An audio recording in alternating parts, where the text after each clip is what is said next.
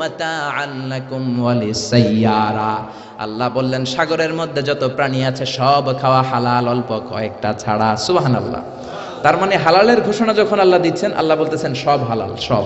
আর হারাম যখন ঘোষণা আল্লাহ দেয়, গনে গনে দেয়।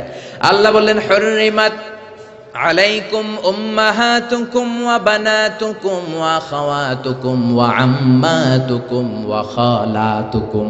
আল্লাহ বললেন তোমাদের মায়েদেরকে বিয়ে করা হারাম, মেয়েদেরকে বিয়ে করা হারাম, বোনদেরকে, খালাদেরকে, ফুফিদেরকে বিয়ে করা হারাম। এরকম গনে গনে 14 জন নারীকে বিয়ে করা হারাম। কয়জন? কিন্তু বিয়ে করা হালাল কয়জন নারী?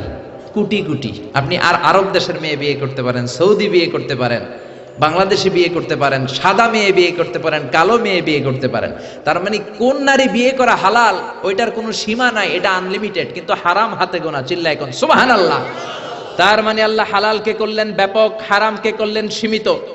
আবার বললেন কি কি খাইতে পারবা না। হুররিমাত আলাইকুমুল মাইতাতু ওয়াদ-দামু ওয়া লাহমুল খিনজির। শুকর খাওয়া যাবে না, মরা প্রাণী খাওয়া যাবে না, লটারির টাকা খাওয়া যাবে না, সুদ খাওয়া যাবে না, ঘুষ খাওয়া যাবে না। কি কি খাওয়া যাবে না, কি কি খাওয়া হারাম, এটা আল্লাহ গুনে গুনে বললেন। আর কি কি খাওয়া যাবে এটা আল্লাহ গুনে বলে নাই, আল্লাহ বলে দিলেন সব খাওয়া হালাল, হাতে গোনা কয়েকটা ছাড়া। চিল্লায় এখন সুবহানাল্লাহ। আবার আল্লাহ হারাম বলে চুপ থাকে নাই। যখন ইসলাম কোন জিনিসকে হারাম বলে ঘোষণা দিয়েছে, তার বিকল্প একটা বলেছে, অল্টারনেটিভ একটা বলেছে। আল্লাহ যদি হারাম বলে চুপ থাকতো আমাদের জন্য কঠিন হয়ে যেত। বুঝতে পেরেছেন? হারাম ফতুয়া দিয়ে ইসলাম বসে থাকে নাই, কি করেছে? বিকল্প একটা রাস্তা দেখিয়ে দিয়েছে। কি রাস্তা? ইসলাম বলল সুদ খাওয়া হারাম। আমরা বললাম আল্লাহ সুদ যদি হারাম হয় চলবো কেমনে? আল্লাহ বলল চিন্তা করিস না, ব্যবসা করা তোদের জন্য হালাল। ওয়া হাল্লাল্লাহুল বাইআ ওয়া হাররামার রিবা। আল্লাহ সুদকে হারাম করে চুপ থেকে যান নাই, আল্লাহ বলে দিয়েছেন ব্যবসা করা তোমাদের জন্য হালাল। সুবহানাল্লাহ। আবার আল্লাহ বললেন জিনা করা হারাম। আমরা বললাম আল্লাহ বিকল্প কি রাস্তা আছে? আল্লাহ বললেন বিয়ে করা হালাল। সুবহানাল্লাহ কইবেন না? সুদকে হারাম করে ব্যবসারে হালাল করে দিলেন, জিনাকে হারাম করে দিয়ে বিয়ে করাকে হালাল করে দিলেন। আবার আল্লাহ বললেন মদ খাওয়া তোমাদের জন্য হারাম। আমরা বললাম আল্লাহ মদ যদি না খাই শীতের রাতে হাত পাকে গরম করব কিভাবে? প্রচন্ড শীতে হাত পা ঠান্ডা হয়ে যায়।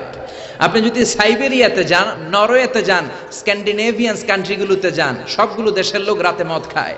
-25 শীত, হাত বরফ হয়ে যায়, মদ না খেয়ে বাঁচতে পারে না। আমরা বললাম আল্লাহ মদ আপনি হারাম করলেন, বিকল্প কি আছে? শীতের রাতে হাত পা ঠান্ডা হয়ে যায়, গরম করব কিভাবে? আল্লাহ বললেন গোলাম মদকে আমি হারাম করলাম চিন্তা নাই, কিন্তু মধু খাওয়া তোমাদের জন্য হালাল করে দিলাম। মদ খাওয়া হারাম, মদ খাইলে শরীর গরম হয়, মদের বিকল্প দিলেন মধু। মধু এক গ্লাস খাইয়া দেখেন শীতের রাতে পুকুরে নামা লাগবে। চিল্লা এখন ঠিক কিনা? আবার আল্লাহ বললেন ঢোল বাজানো হারাম। ইসলাম কত সুন্দর! হারাম বলে চুপ থেকে বসে থাকেন নাই, হারাম ঘোষণা দেওয়ার পরে বিকল্প রাস্তাও আছে রাড়াই। ইসলাম বলে ঢোল বাজানো হারাম। আমরা বললাম আল্লাহ ঢোল বাজালে যদি গুনাহ হয় কি বাজাবো? আল্লাহ বললেন ঢোল বাজানো হারাম, কিন্তু দফ বাজানো হালাল। সুবহানাল্লাহ।